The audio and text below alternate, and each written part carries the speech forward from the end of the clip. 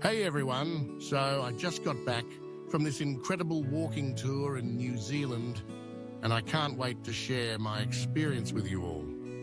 Honestly, if you're looking for a place that feels like it's straight out of a postcard, New Zealand is it. I mean, the landscapes, the culture, their people, it's all just so breathtaking. If you're considering a trip or even just curious about what it's like to explore this amazing country on foot, stick around, because I've got a lot to unpack. First off, let's talk about the planning. I know planning can be a bit overwhelming, but trust me, it's worth every minute. I spent hours researching different walking tours, and I finally settled on one that focused on both the North and South Islands. What I loved about it was the mix of guided tours and free time. The guides were super knowledgeable and passionate about the local history and environment, which made the experience even richer.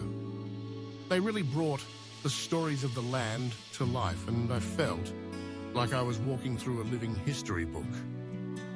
Now, let's dive into the actual walking part. The first day, we started in Auckland. I know, it's not exactly the wild outdoors, but hear me out. The city has this vibrant energy, and we kicked off our tour with a stroll along the waterfront. The views of the harbour were stunning, and we even got to see the iconic Sky Tower. It's like the city's crown jewel, and it makes for a perfect backdrop for some photos. Plus, we stopped at this adorable cafe for some flat whites. If you haven't tried one yet, you're missing out. New Zealanders take their coffee seriously, and trust me, it's worth the hype. After spending a couple of days in the city, we headed to the Waitomo Caves. Now, walking through these caves was like stepping into another world. Picture this: you're surrounded by glowworms lighting up the darkness like stars in the night sky. It's surreal. We had a guided tour that took us through the caves, and I learned so much about the geological formations and the life cycles of these glowworms. It's one of those experiences that just sticks with you, you know? It's like nature's own light show, and it's completely free of charge. Just a little bit of magic from Mother Nature. Next up was Rotorua, known for its geothermal activity. The smell of sulfur hits you as soon as you arrive. But don't let that deter you. The bubbling mud pools and geysers are absolutely fascinating. We went for a walk around the Waitomo thermal wonderland. And let me tell you, it felt like I was on another planet. The colors are so vibrant.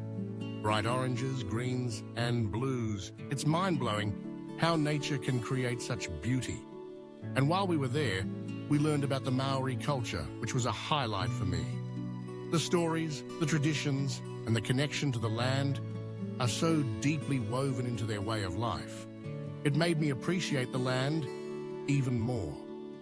Then we headed south to the South Island. And wow, talk about a change in scenery. We arrived in Queenstown, the adventure capital of New Zealand. I was super excited, but also a bit nervous because I'm not the most adventurous person out there. But the energy in Queenstown is contagious. You can't help but want to try something new. So I decided to go for a hike up Ben Lomond. The trail was challenging, but the views from the top were absolutely worth it. You can see the entire town below, surrounded by the Remarkables mountain range and Lake Wakatipu. I felt on top of the world, both literally and figuratively. After Queenstown, we made our way to Milford Sound, which is often described as the 8th wonder of the world. And let me tell you, it lives up to the hype. We took a boat tour through the fjord, and I was just in awe of the towering cliffs and cascading waterfalls. I mean, you can't help but feel small when you're surrounded by such grandeur. And the wildlife. We spotted dolphins swimming alongside the boat, and there were even seals lounging on the rocks. It's like nature's own wildlife documentary right in front of your eyes. Throughout the tour, I also got to meet some amazing people. There were travelers from all over the world, and it was so interesting to hear their stories and perspectives. We shared meals, swapped travel tips, and even bonded over the little challenges of the hikes. There's something so special about connecting with others while exploring a new place. It creates a sense of camaraderie that makes the experience even more memorable. Now, I know a walking tour might not be for everyone, but I found it to be the perfect way to immerse myself in the landscape. You get to experience the sights, sounds, and smells in a way that you just can't when you're zooming by in a car. Plus, it's a great way to stay active while traveling.